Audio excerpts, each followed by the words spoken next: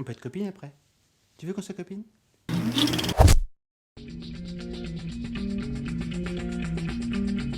Il semble que vous formez une équipe de spécialistes, que nous naviguons dans l'espace. Ça y est, on l'a enfin notre Star Trek national avec ses concepts scientifiques à la Mormoile Buckingham Palace et ses décors kitsch. Mais les nôtres, ils ont un truc en plus qu'ils n'auront jamais, Jackie Berroyer. C'est de la matière, mais qui produit l'effet d'un trou puisque tout ce qui passe à proximité tombe dedans.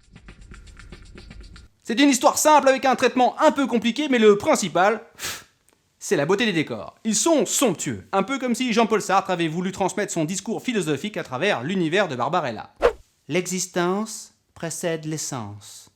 Cosmodrama, donc dans quelques salles, vous allez un peu galérer pour le trouver celui-là.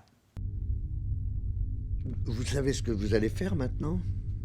Disparaître tranquillement pendant que vous vous endormirez.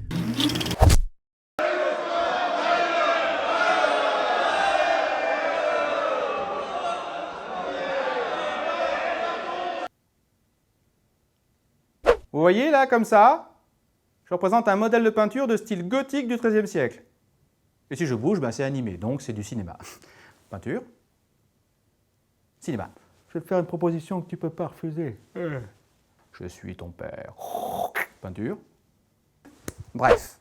Eh bien, imaginez ça avec une centaine de figurants en costume qui s'animent simultanément dans 26 tableaux pour recréer l'histoire de la Passion du Christ, peint par le maître Duccio di Buonsigna. Une œuvre exceptionnelle qui fait la jonction entre la peinture et le cinéma, une expérience de mise en scène jamais vue dans l'histoire. Ce monument est paru chez Capricci.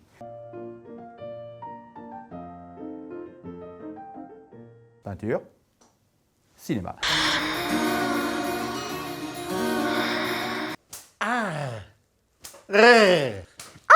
Attention les filles, vous allez vous faire mal. Voilà ce qui arrive quand on regarde The Duke of Burgundy de Peter Strickland paru chez Wildside. Considéré comme l'un des plus beaux films de 2015, le troisième film du réalisateur de Barbarian Sound Studio est un subtil et étrange portrait d'un couple de femmes dont la base de la relation est forgée sur la domination sexuelle.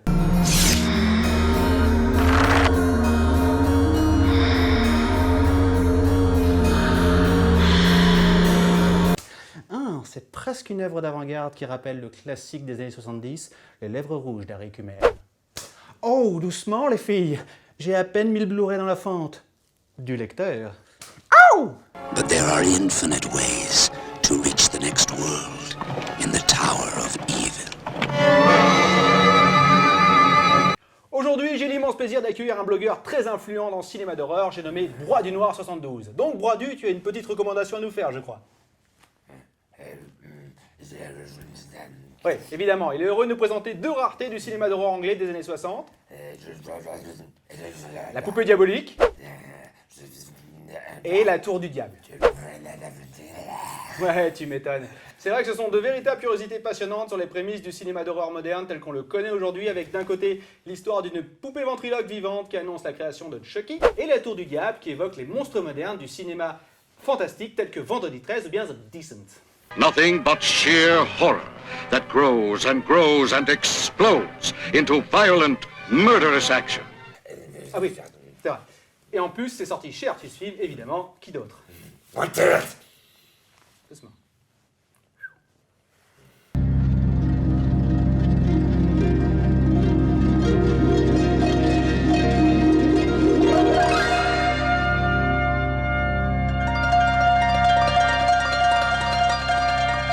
David Bowie, il est mort, vous comprenez? Laissez-le tranquille. David Bowie est mort. Mais non, Nicolas, il est pas mort. David Bowie est juste retourné chez lui, sur sa planète. Quoi? Oui, c'est dans L'Homme qui venait d'ailleurs, de Nicolas Roeg, paru en Blu-ray, qui est pour moi le plus grand film de Nicolas Roeg, en même temps le plus beau rôle de David Bowie. Qui dit ça? C'est Potemkin Film.